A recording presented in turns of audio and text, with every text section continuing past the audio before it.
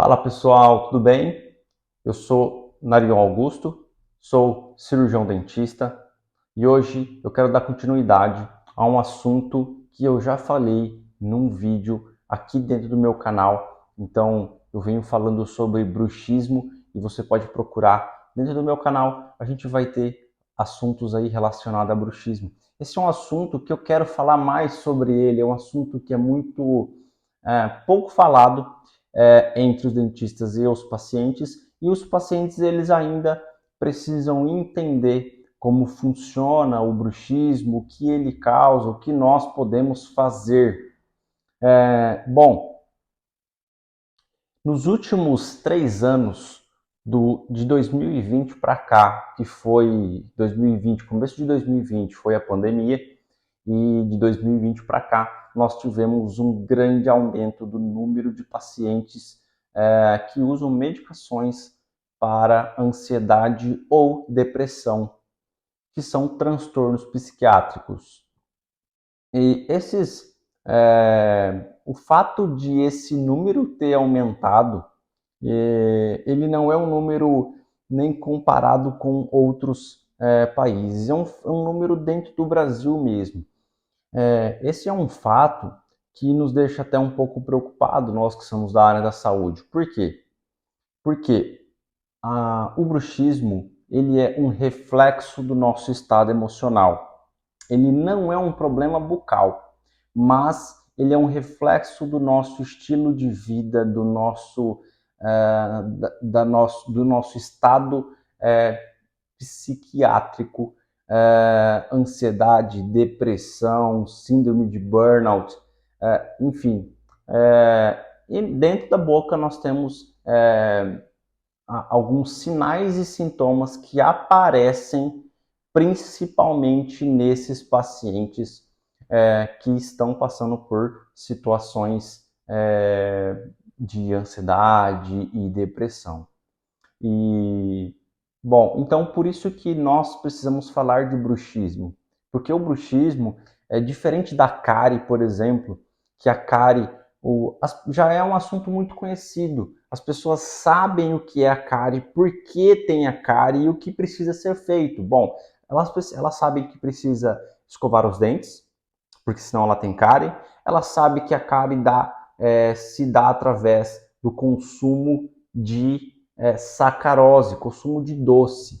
Então isso já é um assunto muito fácil de se entender. Agora o assunto do bruxismo, ele é um assunto mais novo. Não que o bruxismo seja novo, ele aumentou nos últimos anos e nós, como profissionais da área da saúde, conseguimos entender melhor o bruxismo nos últimos anos, porque houveram mais estudos, então aumentou sim, mas também aumentou a maneira como a gente encara aqueles sinais e sintomas que antes era tratado de uma forma e agora é tratado de outra, né? Então, até algumas nomenclaturas foram mudadas nos últimos anos, de abrasão, abfração, enfim, são nomes científicos que ao longo dos anos foram mudando, porque viram que alguns nomes não eram tão adequados para aquele tipo de sinal e sintoma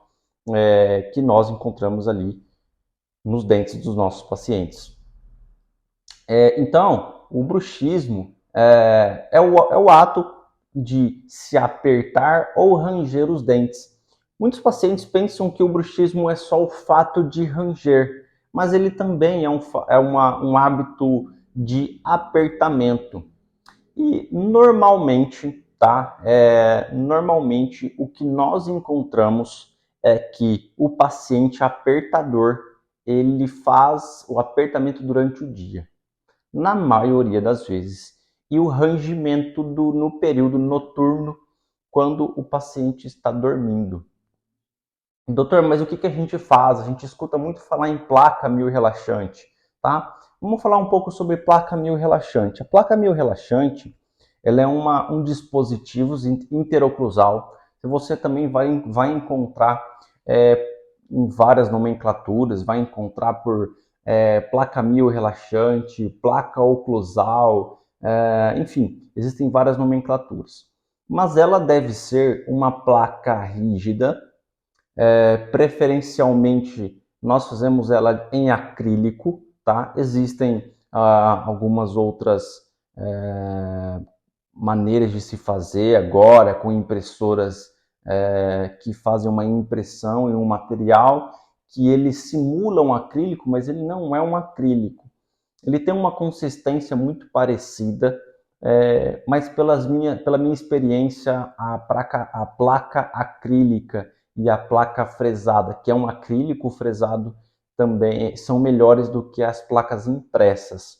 Isso na minha rotina clínica eu percebi isso. Bom, as placas, elas melhoram a relação de maxila e mandíbula. O que faz essa relação entre maxila e mandíbula? O que, entre aspas, conecta a nossa mandíbula com a nossa base do crânio? Vamos imaginar que a nossa mandíbula ela é o único osso. Imaginar não, é um fato. A nossa mandíbula é o único osso móvel que nós temos no crânio. E essa relação, esse encaixe, se dá pela ATM, pela articulação temporomandibular, e ela se dá pelos dentes. Essa relação é uma relação que se dá por essas duas estruturas, pelos dentes que compõem a maxila e a mandíbula, e pela ATM, pela articulação. E quando nós temos bruxismo, essa relação às vezes pode não estar de maneira correta. Porque vamos imaginar que um paciente ele tem ausências dentárias, ele tem dentes mal posicionados, uma desoclusão desfavorável ou oclusão desfavorável, que de maneira geral, é o encaixe e o desencaixe. Então, essas estruturas precisam ter uma relação de maneira mais correta. E nós fazemos isso com a placa mio-relaxante. Não quero dizer que o fato de fazer a placa mio-relaxante ou placa interoclusal, você descarta uma reabilitação oral. Você descarta uso de implantes, uso de coroas, enfim. Ou até o uso do aparelho. Não. Muito pelo contrário.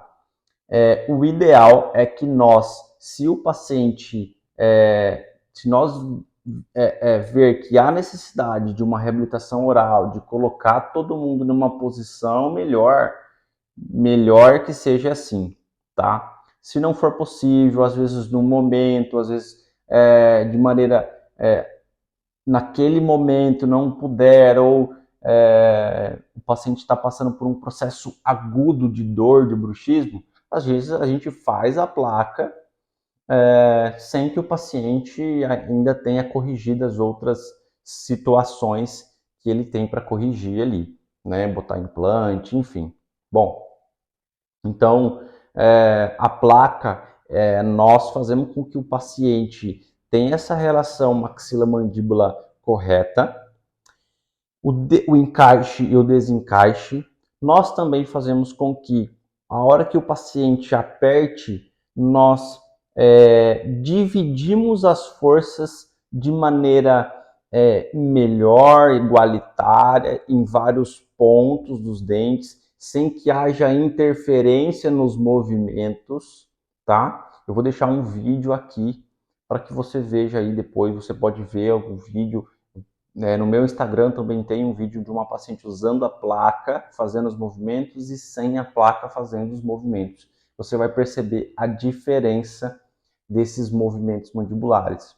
E a placa também faz com que nós aliviamos a tensão sobre a articulação temporomandibular. Essa articulação, ela é uma articulação assim como um cotovelo, um joelho, é uma articulação do nosso organismo.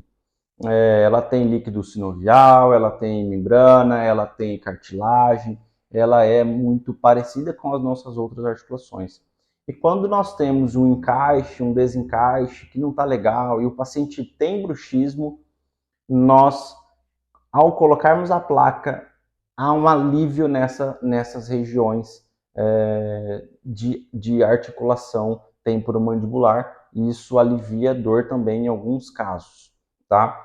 É por isso que você vê alguns pacientes que ao abrir e fechar a boca, ele tem estalidos, ele tem crepitações. Por quê? Porque o bruxismo, o apertamento, principalmente o paciente apertador, ele causa uma deformação nesse disco. E esse disco articular, ao abrir e fechar a boca, às vezes ele desloca ou às vezes ele está deformado.